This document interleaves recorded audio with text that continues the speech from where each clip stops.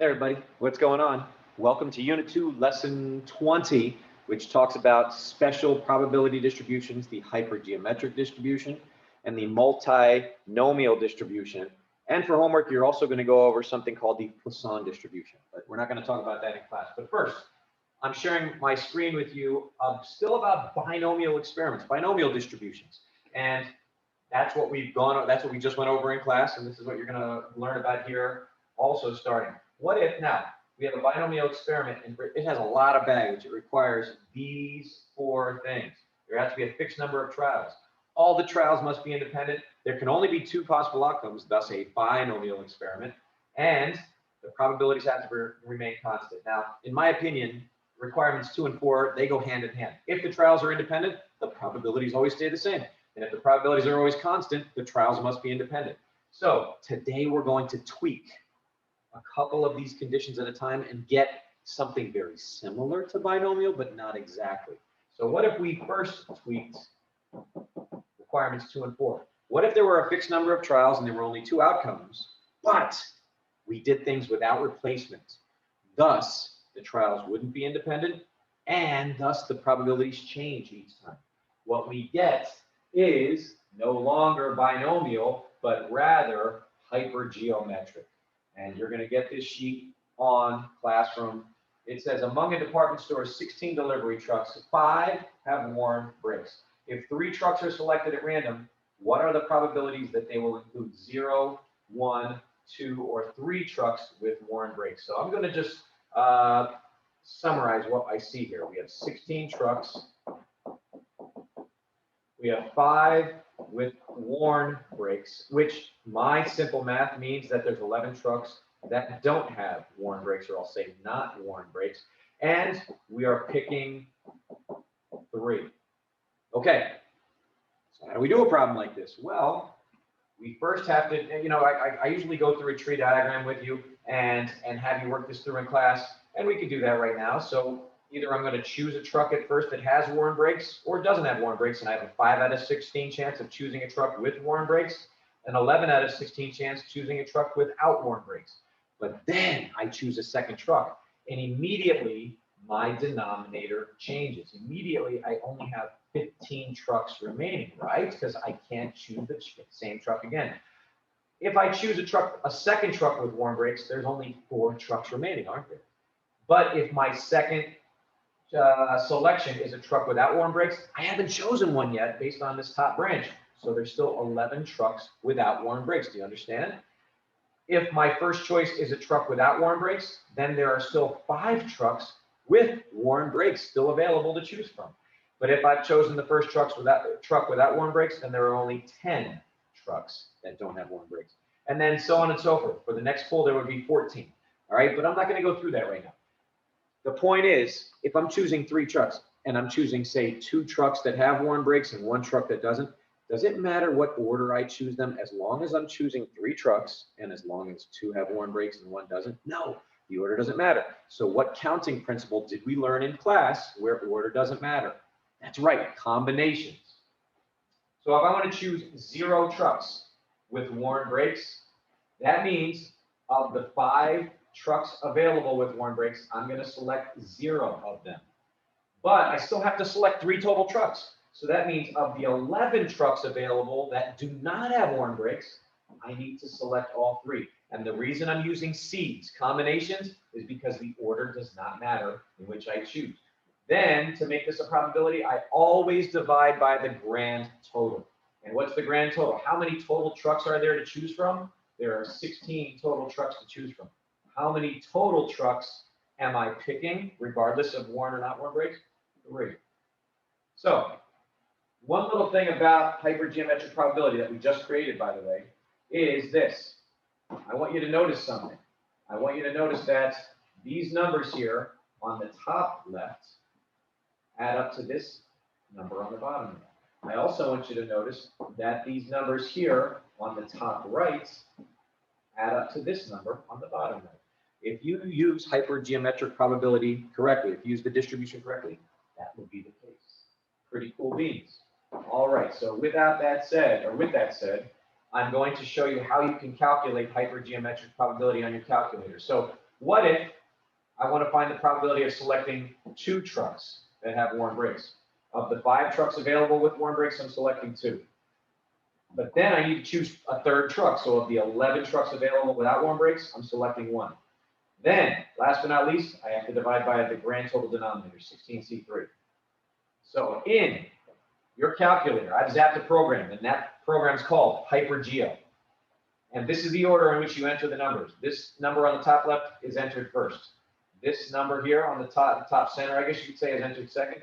Bottom right gets entered third, and then here gets entered fourth. So why don't we do this probability on our calculator using the Hypergeo program? I wish I had a fancy way to do this. I don't have the programs online, so I'm just going to have to show you using this calculator. So first, you hit program, and you can see on the bottom of the list it says Hypergeo. So I'm going to scroll down, and I'm going to go to the Hypergeo program and hit enter. And it asks you, or you hit enter again. It says total of the first kind. How many trucks were there with worn brakes? There are 5. I hit 5, I hit enter.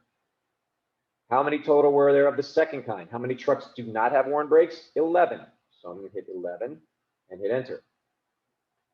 Then it asks for N. How many total trucks are we choosing? We're choosing 3 total trucks. So I hit 3 and hit enter again. And then it says number of the first kind. So of the 5 trucks with worn brakes, we want to select 2. So I hit 2 and I hit enter last time, and it gives me a decimal answer. And that decimal answer is the same that is on your sheet, 0.196. Very cool. You could thank a former high school student who wrote this program for all of you to enjoy now.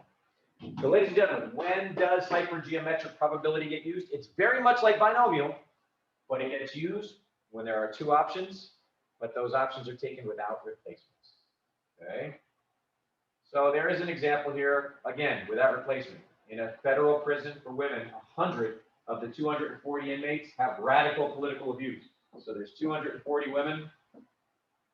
100 of them have these radical political views. That means that 140 must have no radical political views. And you are picking exactly how. If 5 are chosen at random. So 5 are chosen. So find the probability that 1 gets chosen. So of the 100 women available with these radical views, you select 1.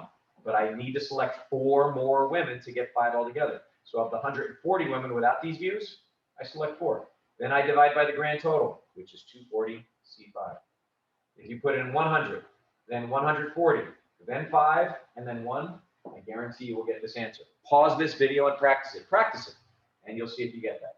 There is an approximation to this, but we're not going to go over that. Okay, so now that is a cousin of the binomial distribution when you are having 2 options, but you do it without replacement. What if I tweak one other thing? What if I tweak the fact that there are only 2 possible outcomes? What if everything's independent, but there's more than 2 outcomes? Listen, there's a lot of times in life where you have more than 2 choices. Then you don't have binomial anymore. Then you have something called, there's the sheet right there. Hang on. You have something called multinomial. All right, it's an extension of the binomial distribution when you have repeated independent trials, but you have more than 2 outcomes. So in a certain city, Channel 3 has 50% of the viewing audience on Saturday nights. Channel 12 has 30%, Channel 10 has 20%. What's the probability that among 8 television viewers, 5 will be watching Channel 3, 2 will be watching Channel 12, and 1 will be watching Channel 10? Oh my gosh, lots of information there. Let's break this down. So we have Channel 3. Then we have Channel 12. Then we have Channel 10. And apparently, Channel 3 has 50% of the viewing audience. Let me use a wavy line so you don't think we're dividing. Or box it. I'll box it. Channel 12 has 30% of the viewing audience. And Channel 10 has 20% of the viewing audience. Then we are picking 8 people.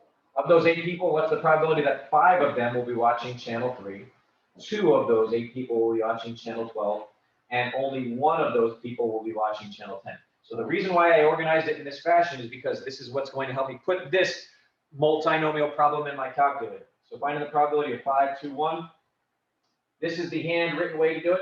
You take 8 factorial, because that's the grand total you're picking, divided by the 5 factorial, 2 factorial, and 1 factorial, and then times the 50% chance of watching channel 3 to the 5th power, because 5 people are watching it, the 30% chance of watching channel 12 to the 2nd power, because 2 people are watching it, and the 20% chance of watching channel 10 to the 1st power, because only 1 person is watching that. How do you put this in your calculator? Well, you can see right here, you go to the program called multi. I'm going to do that right now.